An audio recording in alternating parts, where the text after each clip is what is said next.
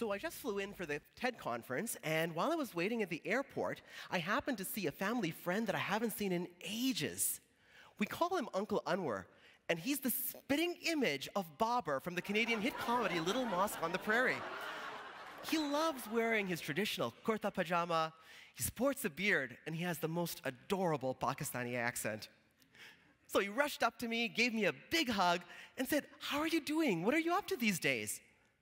So I told him that I'd become a professor of Islamic Studies, and I kept myself pretty busy flying around and giving lectures to help people understand a little bit more about Islam, especially after 9/11.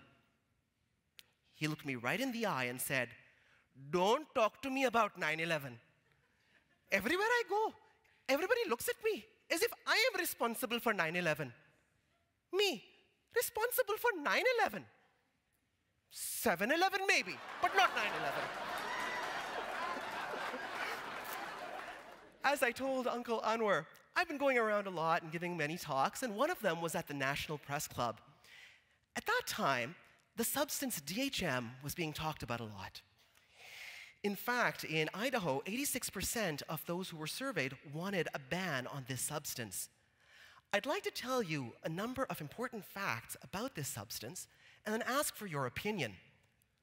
All of the facts that I'm going to tell you are actually things that have been published in peer-reviewed literature and have been verified by the best scientists at Harvard, MIT, the University of Toronto, and Oxford.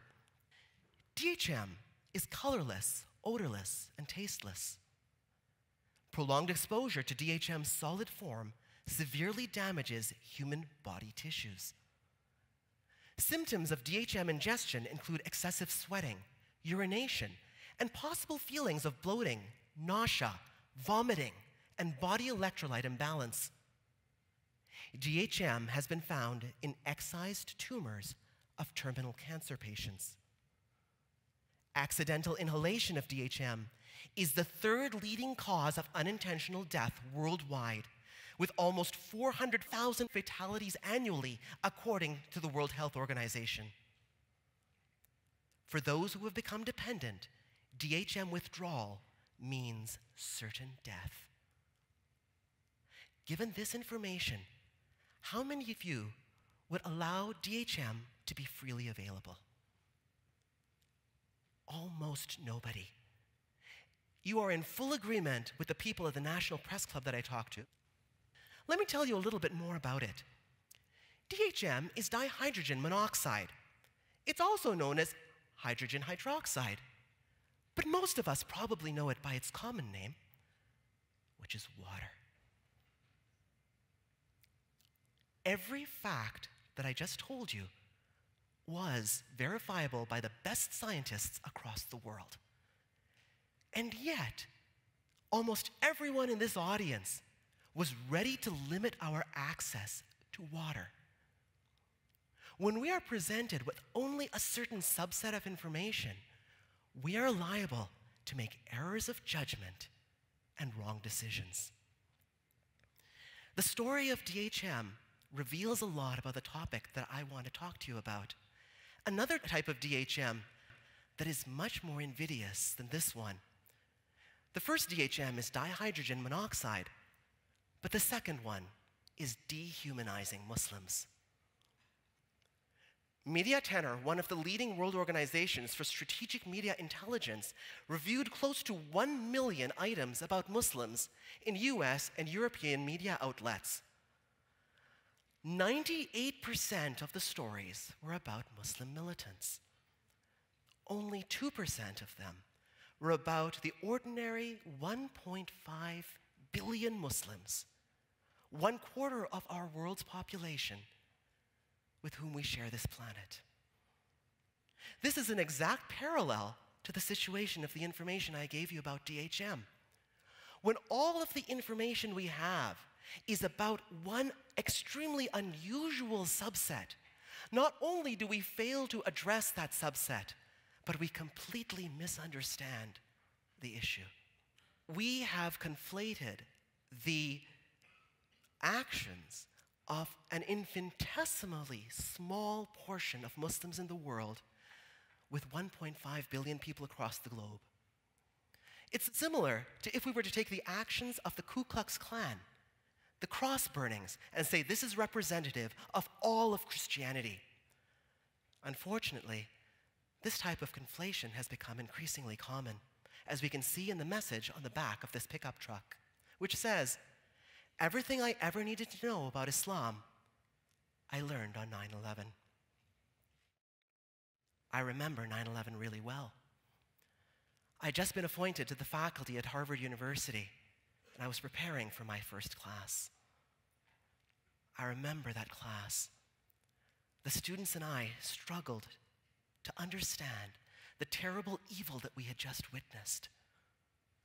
What I found really encouraging was that all of them were very open-minded and willing to learn and to understand. They realized that throughout their years of schooling, they had had almost no exposure to the Muslim world. And therefore, they wanted to understand. They wanted to see this world in its reality. The contrast between the message on the back of this truck and these students reminds me of a passage that I came across in a book that I'm currently translating by a famous author with the name Nasiruddin Tusi, one of the most famous of Muslim scientists and philosophers from the Middle Ages. That passage says, "He who knows not and knows not that he knows not is a fool. Avoid him. He who knows not and knows that he knows not is a seeker. Teach him. He who knows and knows not that he knows is asleep. Awaken him. And he who knows and knows that he knows is wise. Follow him." One of the other reasons why 9/11 is etched into my memory, perhaps much more than many other people, can be told from this picture. This is my uncle, Salman Dhanani. He was an active volunteer in his community in New York, a real humanitarian who was always helping with activities in the developing world. He was the vice president of a company called Aon Insurance, which had its offices on the 99th floor of the South Tower of the World Trade Center. On that fateful day, when those planes crashed into those buildings, he was responsible for evacuating his colleagues. He saved the lives of 80 of his fellows, and they escaped. But by the time they got out, it was too late for him. He was trapped. And today, he lies buried under the rubble that was once the World Trade Center. He was 63. This picture was taken just days before he died, when members of my family, my uncle Nizar, my aunt Mumtaz, my cousin Fatima, went to visit him, and they took this picture outside of the United Nations. These are the ordinary Muslims that we never hear about. The vacuum of knowledge that we have about 1/4 of humanity in the Muslim world, I think, is really well revealed by a poll that was released just last month by one of the most respected polling firms in the United States, Public Policy Polling.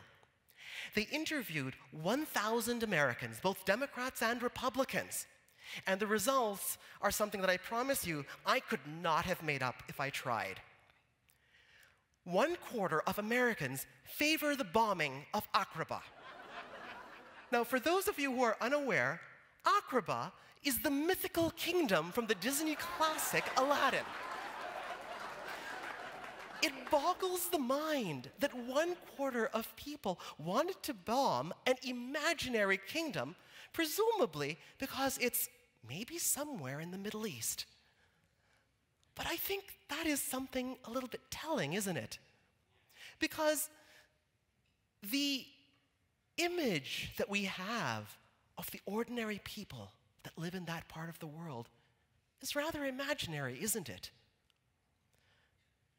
And it's something that I think has developed over generations. In fact, it's perhaps prescient that this was about the imaginary kingdom from Aladdin, because that was one of my favorite films growing up. And I remember the first song of the narrator really well. They sang, "Oh, I come from a land, from a faraway place, where the caravan camels roam, where they cut off your ear if they don't like your face. It's barbaric, but hey, it's home." Right from the youngest ages, little children are learning that the people of this Muslim world are barbaric, violent people. Nobody has done more research about this than Professor Jack Shaheen. He reviewed close to 1,000 films produced over the course of over 100 years through Hollywood and found only 12 that depicted Muslims or Arabs in a positive light.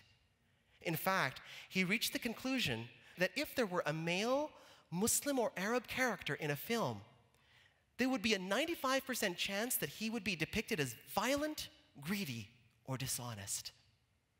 95%.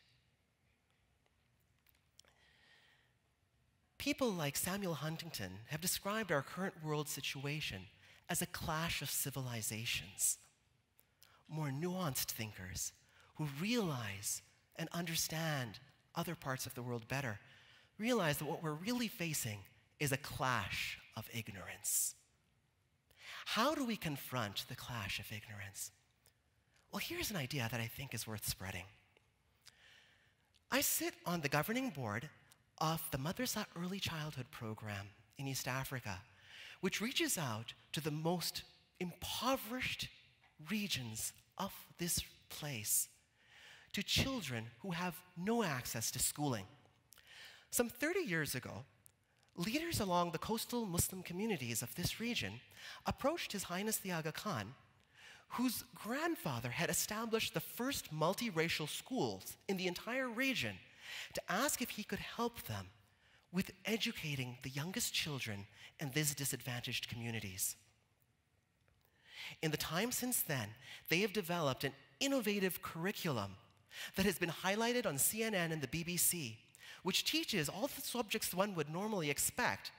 But in addition, a fundamental part of the curriculum that my children that you see in this picture learn from the youngest ages is that they must be exposed to the pluralism of the world. They must learn about the linguistic groups, the ethnic groups, the variety of tribes and religions that share their villages, their towns, their country, and our world.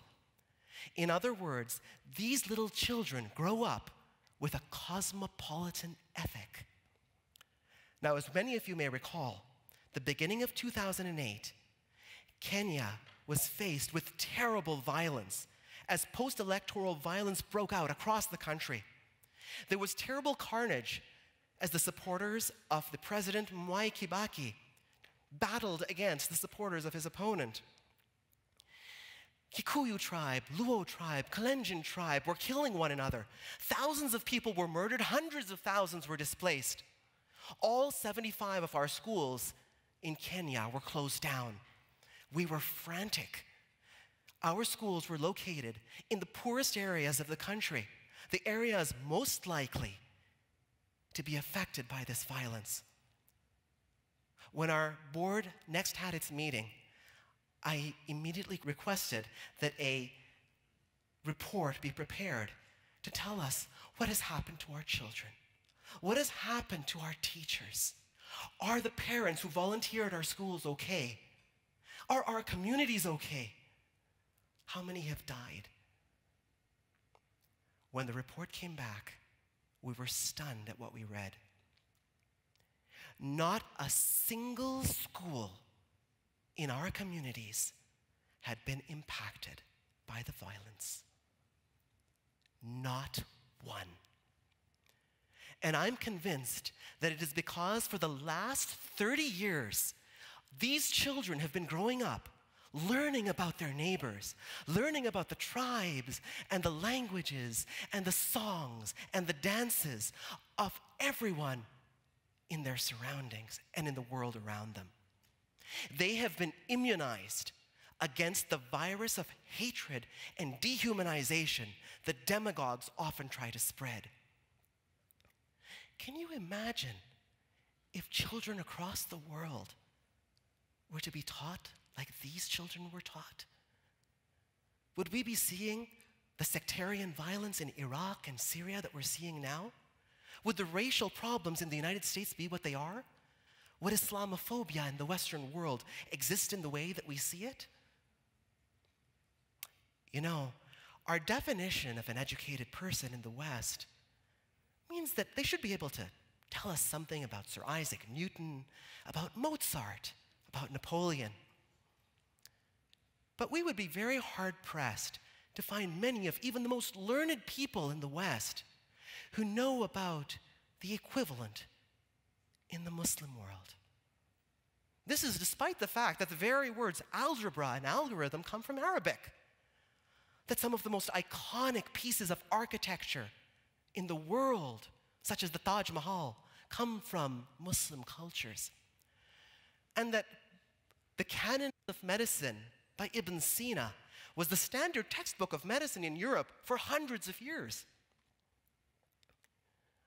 We need to implement a global vision in our educational curriculum, right from the youngest ages, so that children grow up understanding the world in which we live, the people that are part of our community.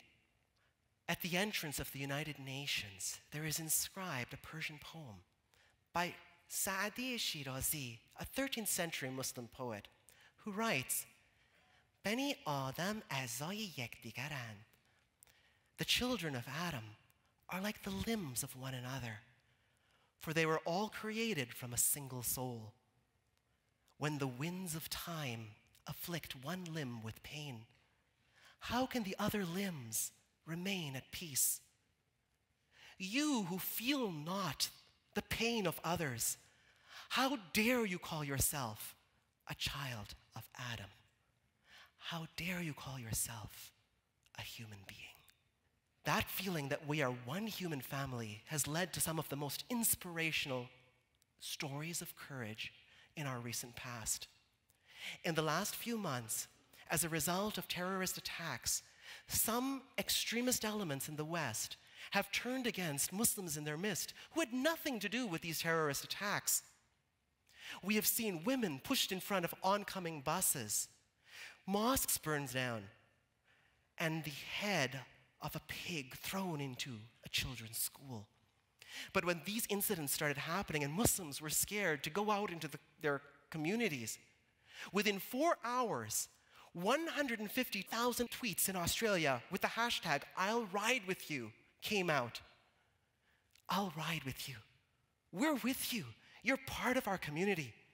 You have nothing to worry about.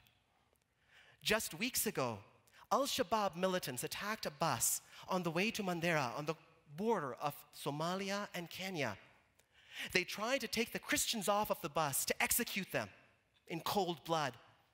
But the Muslims on that bus refused to let their Christian brothers and sisters be massacred. They told the terrorists, you will not take these Christians. If you want to kill them, you will kill all of us. Those terrorists were so scared that they ran away.